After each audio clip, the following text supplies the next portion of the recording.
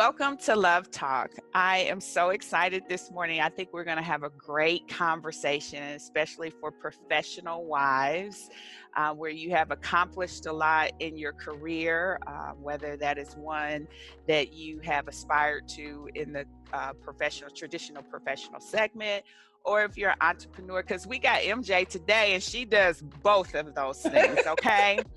She is a full-time professional. In fact, she's an attorney and a real estate agent. And on top of that, she is a mom. She is a wife. I had the pleasure of meeting MJ right shortly after we moved to North Carolina.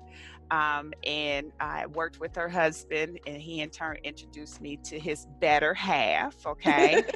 And it has been a pleasure. And MJ has helped us to purchase a home. And so I know I've seen her hands and her ability at work. She's an excellent resource, and it is my pleasure to have her on with me today. So welcome to Love Talk, MJ. Thank you so very much. I really appreciate it. That was an awesome introduction. Thank you. Absolutely. So tell us a little bit about yourself, about your husband, and about your beautiful family. You guys are like a mimic of us. You got two girls too. Yes. I am, as Denise eloquently stated, I work a lot. I work as actually an administrative judge for the EEOC, but I've been practicing law for almost 17 years now. I've been in real estate. I always tell people I grew up in real estate. My parents were both in real estate. My mom was a realtor, or is a realtor.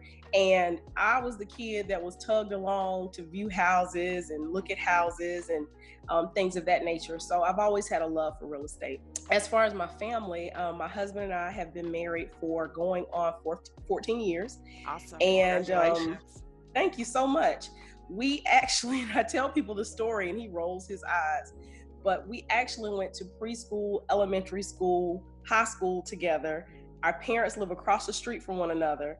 And we ended up in college 3 miles down the road from each other. Never dated. Wow. It wasn't until I was graduating from law school that I bumped into a mutual friend. And of course, I had a hustle. I was selling Mary Kay.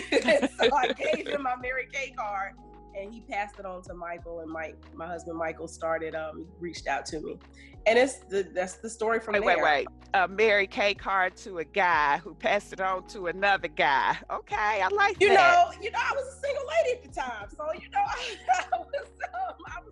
I was willing to sell Mary Kay to whomever. I know that's right. But we actually, like I said, our parents live across the street from each other, and we moved around the corner from our parents. So we are very blessed to be within a 10-mile radius of our parents.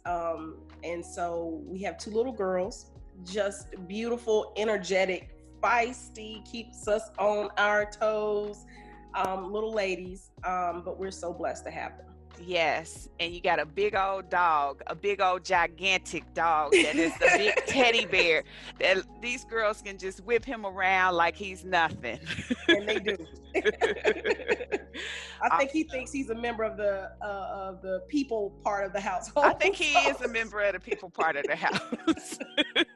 I think he is. Well, thank you so much for telling us about your beautiful family. It is a pleasure to know you guys, and to have this opportunity is priceless.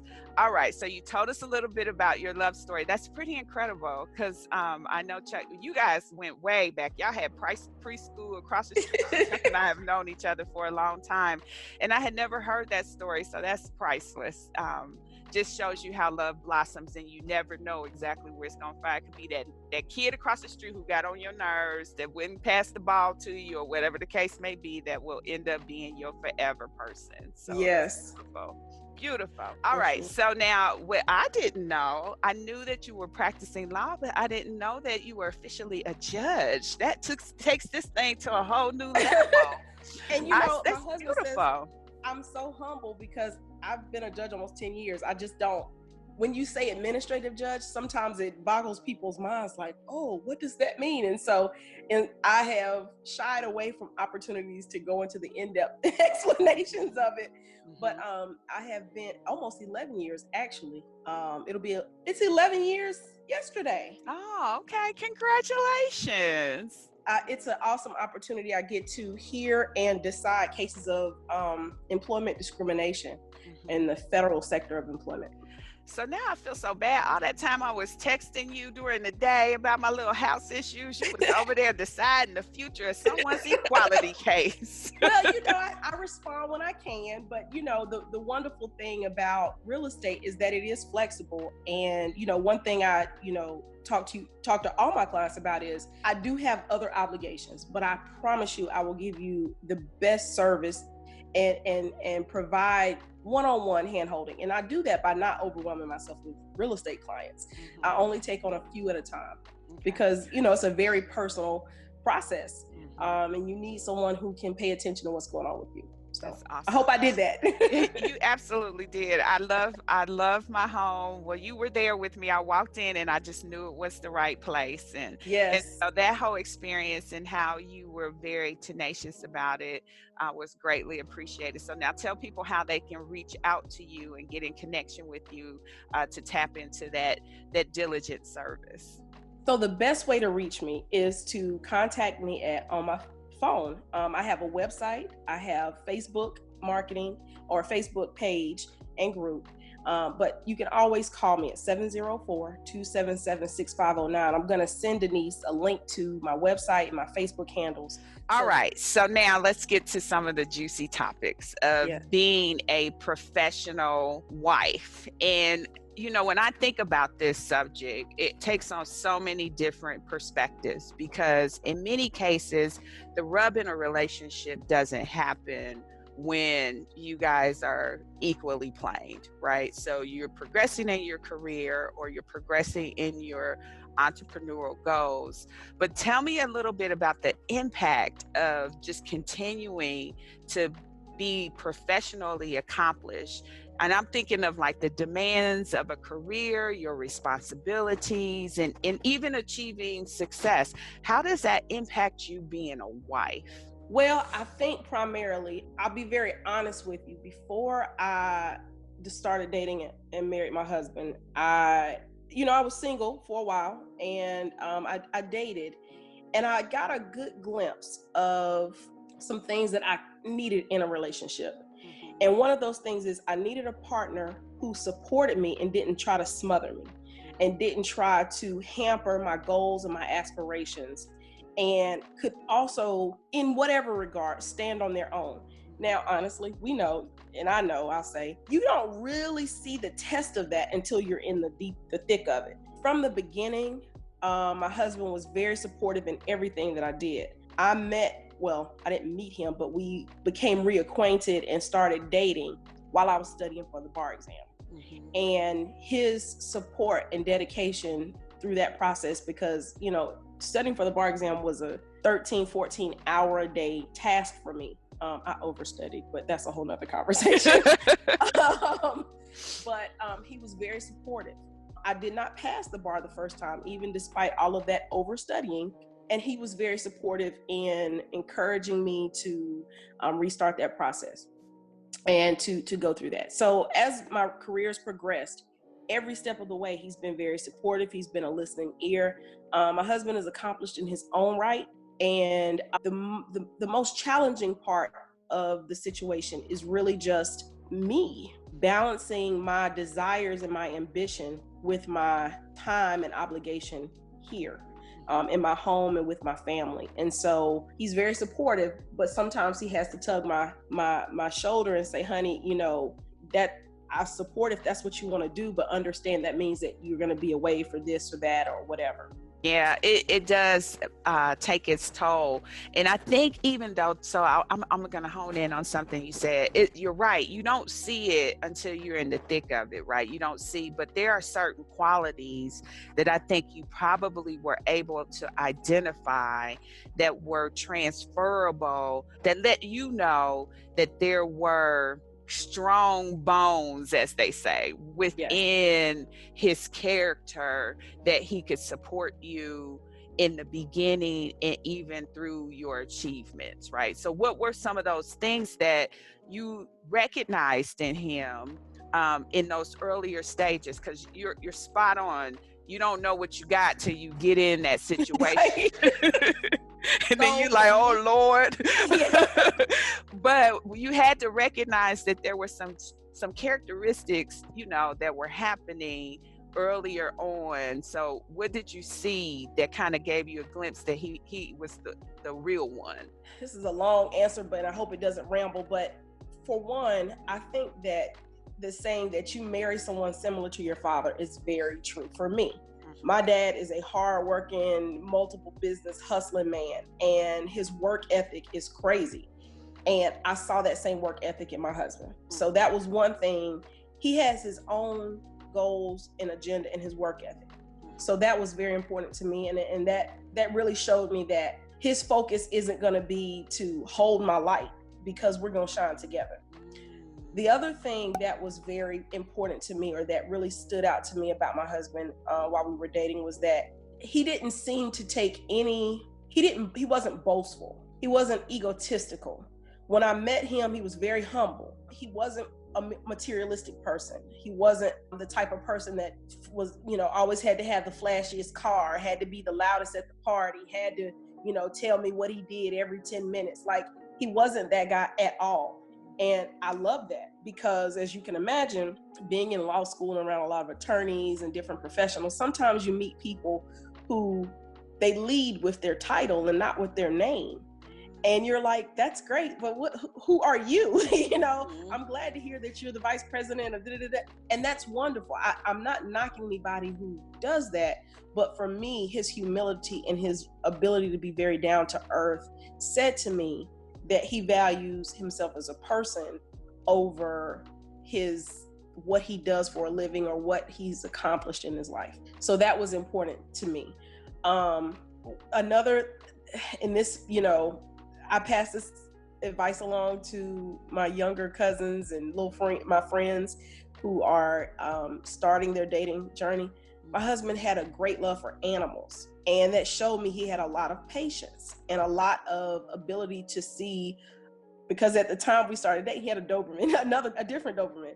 And for me, I'm an animal lover, and I, been around people who didn't really have a care concern for anything above other than themselves. It could be children, it could be animals, it could be, special groups of people, anything. But that was something other than himself that he cared about. And not just cared about, but cared about very, very well, handled with kid gloves. And so for me, that was one feature that I looked for, and that really stood out to me and said, I see his tender side. I see his ability to be compassionate. I see his ability to be understanding and patient. And although sometimes it doesn't translate from pets to people, it just showed me that he did have those components there.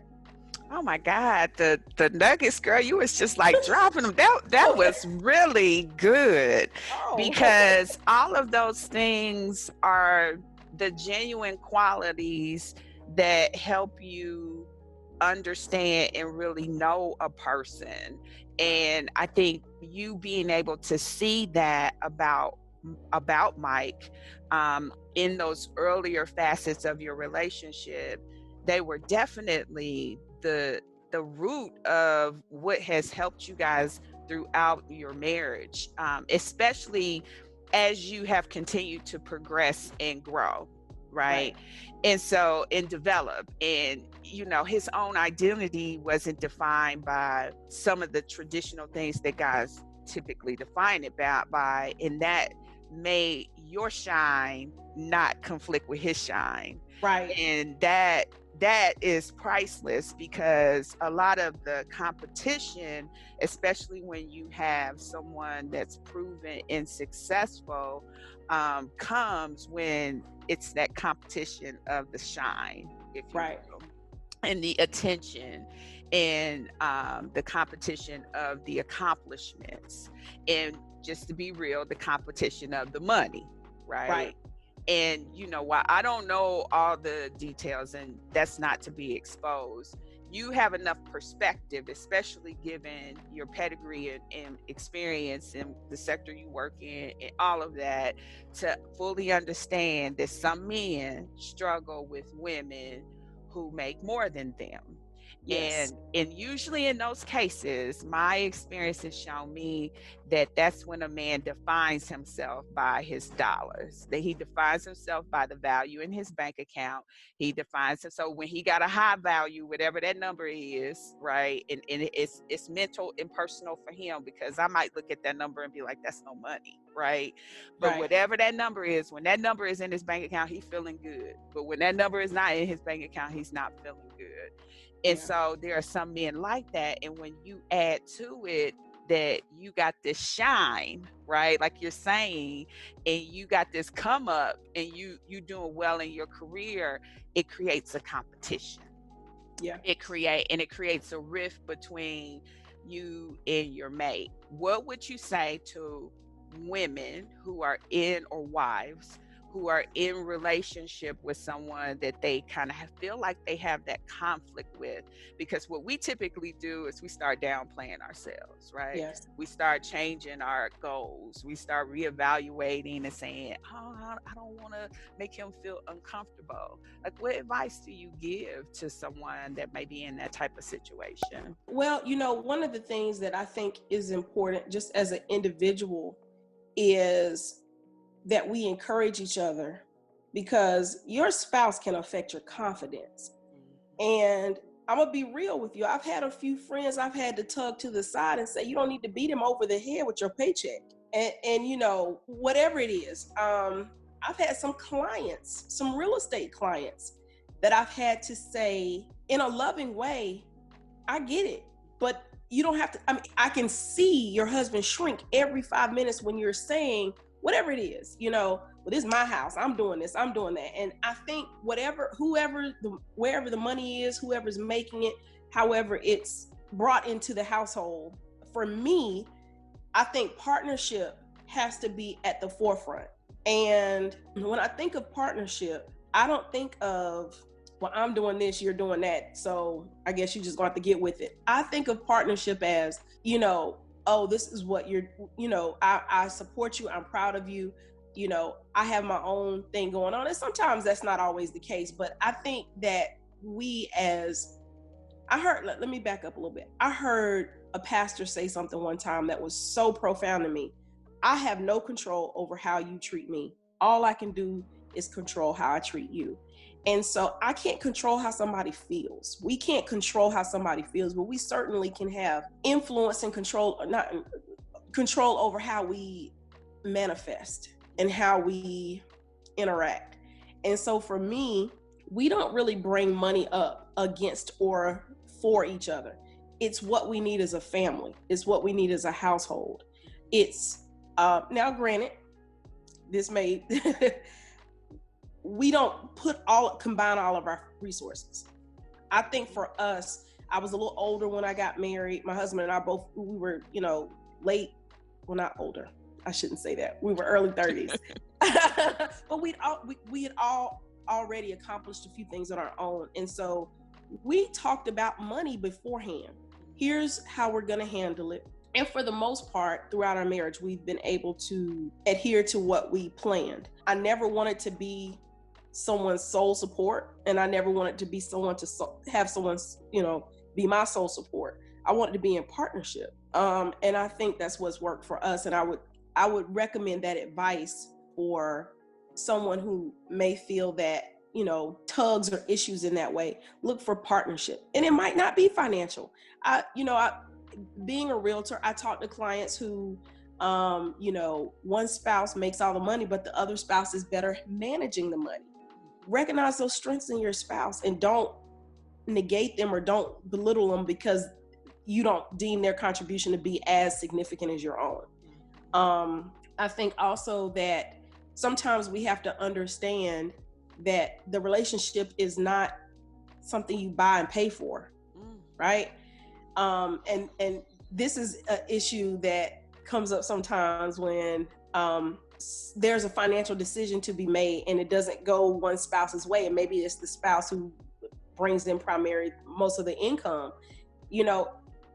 What are you valuing in that situation? The resource or the partnership? And so those are just some things that come to mind. I have to say, I have to admit, I work very hard. I do as much, but my husband is much better at managing money than me. Mm-hmm. He is, I call him a squirrel because he's got little pockets everywhere, regardless of how much it is. He's so much better at managing money than me. And I always tell him, well, I'm buying for everybody. You know, I'm buying the sheets and the house stuff and paying for gymnastics and, you know, and then I have to say, no, we're doing that. And so, you know, I've had to surrender a lot in the way of saying, help me manage better. Yeah. So, that's awesome, especially that you recognize his strength in that area, and you also recognize that even though it's managed separately, which I will admit we do that too, right? So even though it's managed separately, it still belongs to us. Right. And I think that's the misconception. And I think when you hear women who are boastful about what they make, there's probably a few things at play. Some of their history may have been where they didn't have, or some of their history may have been where they felt less than in some other type of relationship. And so they are now esteeming themselves based on that dollar value too. But here's what I learned in life, sweetie. What goes up sometimes comes down, and you better watch it, because this economy, lifestyle choices, there are so many factors that can come into play where what you think you're greater than may become all you have. And so you just have to be very careful to not slide into a boastful state, because that script will flip on you in a minute. And you will have to tuck your tail. You will have to go and realize just how much of a partnership it is. And so I think that we all on both sides of the relationship have to recognize what you really key in on is that it's a partnership, and that how we manage it has nothing to do with the fact that it's still something we are together on. And that is a very beautiful statement. It is a partnership. And so I think that experience is correct. And I think if we're in that situation, we have to try to identify what our husband's struggle is and what role we're playing in it. Right. Because typically when men lash out that way, there's other things going on. And when you find yourself in these jealousy situations, it may show itself over here, but it really got something to do with something going on over here. And it could be something in him, or it could be something in your relationship that he's uneasy with, and he is just exerting something or an emotion that is letting you know he's uncomfortable with something. And the more I talk about different issues, the more communication comes back in. Communication. So how do you guys handle and prioritize communication in your relationship? Because it sounds like there's some balance there that you stay on the same page with. Here, this is funny because we just had a conversation about this the other day. The thing about it is we've had to learn our styles of communication are different. I struggle with holding things in until I explode, because even though I practice law, and even though, I'm out there advocating for clients, I don't like conflict in my own home. I don't like to feel like I flustered the peace in my home. And so sometimes I will hold things in to the point where I explode, and then everything is coming out. And so what I've had to learn to do also is that, and this is my wife coping tactic, I have to find the right way to communicate with him in his way. Because when we initially got married, I would blow up and yell and scream, and he would shut down. He was like, I've checked out of this conversation. And that would make me more angry, because I'm like, I'm sitting here being all passionate and giving you all this, and he's just like, I don't know what to do with any of that. And so I've had to learn from me, how can I communicate best for me to get things out? And then also, how can I best tune in so that he hears me? For us, what works is literally, when the kids are asleep or we have a quiet moment to ourselves, sit down and start with, this is how I feel. This is how this affects me. This is how I see this. This is how I need you to show up for me in this way or do this for me in this way. And what I have found is sometimes what I think is a hindrance or a block or trying to stop me is really his concern for me in other ways. I'll give you a perfect example. I have been teetering with the idea of going back to grad school. It's something I started years ago, and I'm like, I don't like to leave things unfinished. And he knows me to know I will stress myself out. I'll thin myself out, and I'll just be, spread thin over everything. And he has said to me, do you think it's a good idea to do that right now? The debt to take the classes and, the time commitment. And at first I was like, who are you to tell me? This is something that I want to do, and I'm going to get it. And he's like, babe, I know you. I know you will spread yourself thin. This is what's going on in our house. This is what's going on with the kids. This is what's going on with your job. Do you really think it's the best time? And he said to me, I'm concerned that you will stress yourself out to the point where you may make yourself sick or get, and I was like, he's concerned about me, like me, not my, internal drive to not leave things incomplete. Oh, okay. So I had to really pull back, step out of myself and hear what he was saying. I'm concerned about your health. I'm concerned about your well-being. I'm concerned about your mental capacity to do all the things that you already do, And so as far as the monetary part of it, my husband does not like debt. And that was a big change for me. I have in the past been a spendthrift. Oh, just buy it all. Just, think about it later. And he has really shown me that that's not the way that we as a partnership are going to manage our family, because it puts us in, it's not a good way to manage life.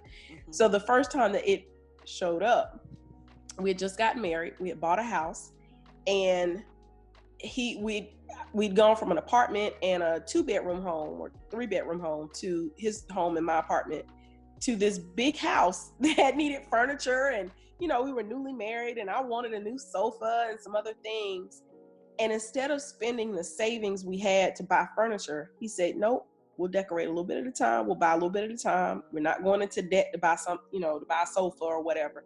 And that was his approach. It took patience. We probably didn't have the house fully furnished for maybe 2.5, 3 years, because his approach was, no, we'll a little bit at a time. We'll sacrifice a little bit here and pay for it there. And I had never had that type of restraint before, that type of intervention. Mm-hmm. And so for me, that was eye-opening. And once we really talked about it, I understood his intent was not to just make me unhappy or keep me from doing what I wanted to do, but it was to put in perspective why, we don't need this debt right now in our lives. Mm-hmm. Life came at us really, really fast with the birth of our first child. And we were put in a situation where we had to really evaluate.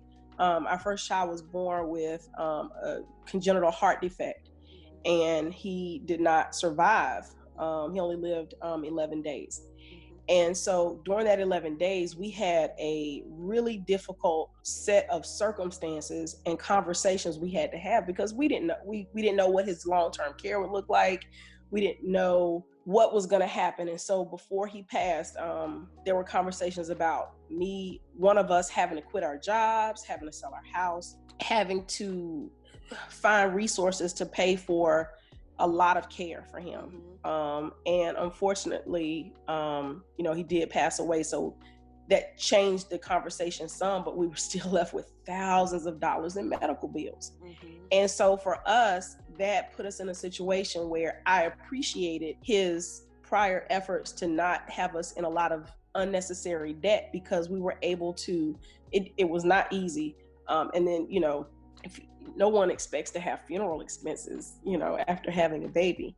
But all of that, and it put us in a situation where we were able to properly and respectfully deal with it without, being stressed and, having to, having to tap into other resources that we didn't necessarily want to.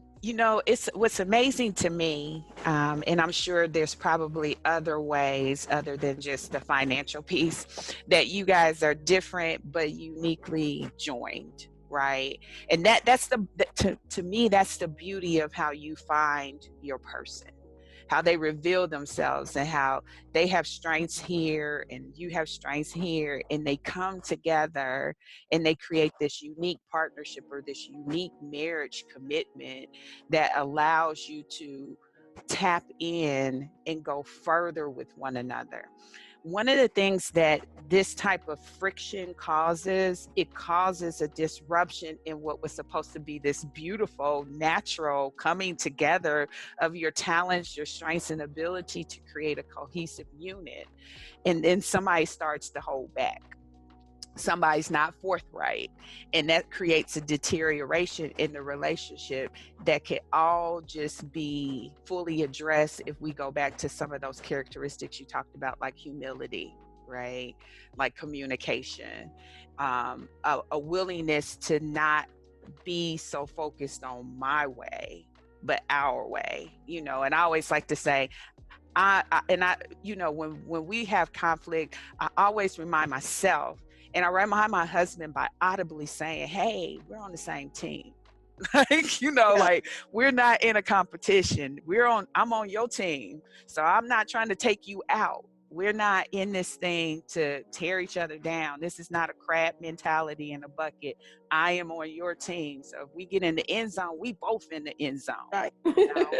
And so it's very interesting because you see people get on the defensive when really we're on the same side. Right. We both got on the same jersey. We're on the same team. And what you just walked us through is a lifetime of conversation that you guys had to have so quickly. And you probably discovered so much about one another in those few days that you had to deal with some really tough conversations that set up the framework for you guys to be so forthright in communicating.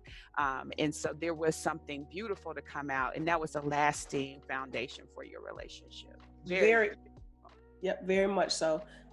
We had to see each other break, So awesome. Thanks for sharing that. All right. So one of the things I noticed as my career advanced, so like I was at a certain level and I was dealing with people who were more like me. But once I crossed this level and I started interacting with these professional women executives, and I'll use that word, executive, is they had a whole different kind of dynamic to family.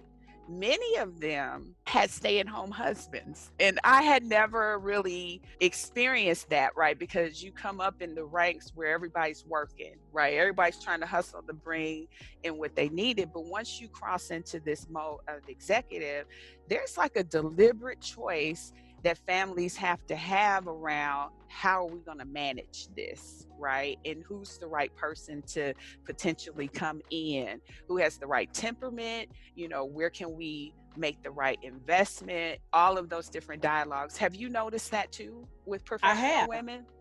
I have. And I think kudos, to acknowledging that roles are changing for some. And I respect it. And I admire it, but at the same time, I know that's not what I saw for myself. And sometimes it has to do with, can I just be real candid? Mm-hmm. I dated and was engaged to a person, to a person before my husband. Mm-hmm. That would have been our life. And when it really came down to make a decision, not make a decision, but to really assess whether or not that was going to be what I wanted, it did not, at the time, feel like the right fit for me. Now, one of the things that I have to applaud my husband, Mike, for saying early on, we talked about what would happen if one of us couldn't work. Before we were engaged, what would happen if I couldn't work? Well, here's how this would look. And we had a lot of critical conversations. He might deny it, but he said he was going to marry me in the first 90 days. And I said, well, as if I'm going to marry you, and I was like, let me see what this guy's talking about.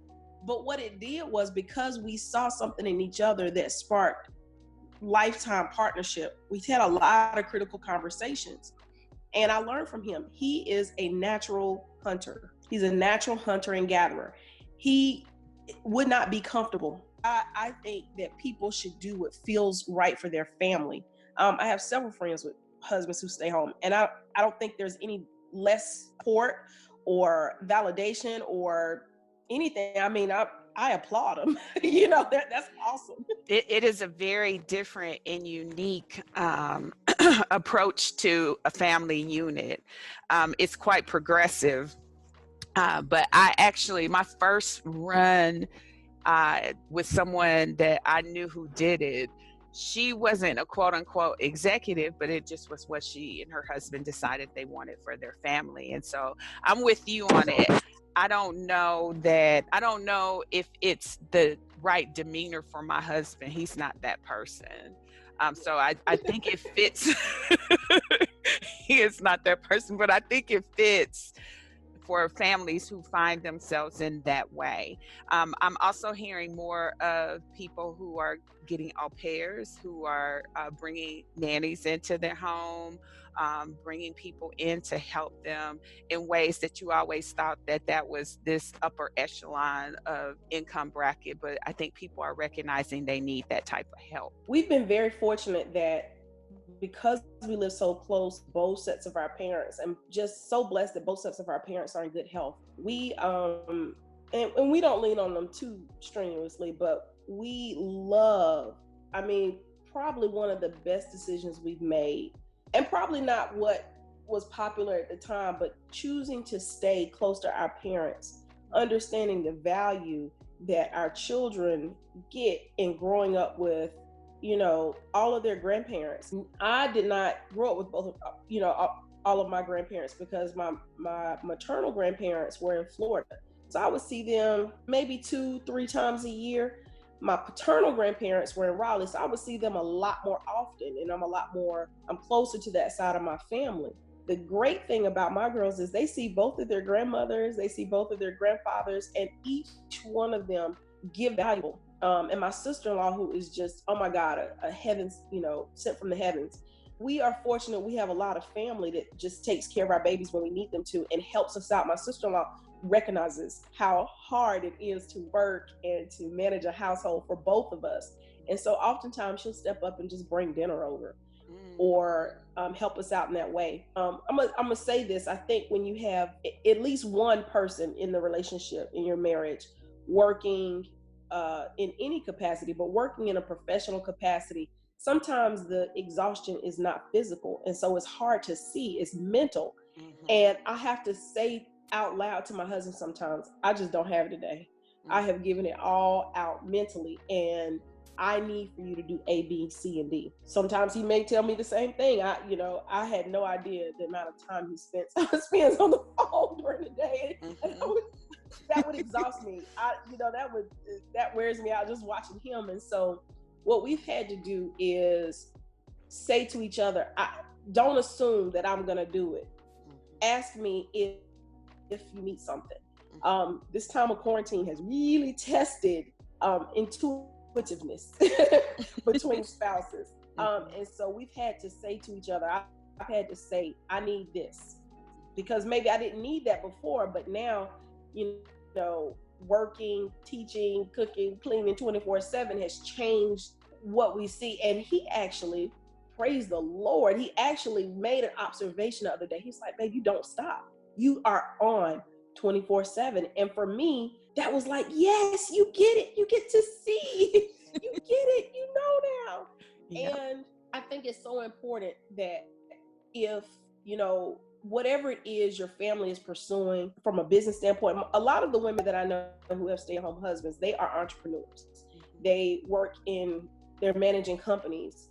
And, why not maximize and realize those skills and how it helps your family?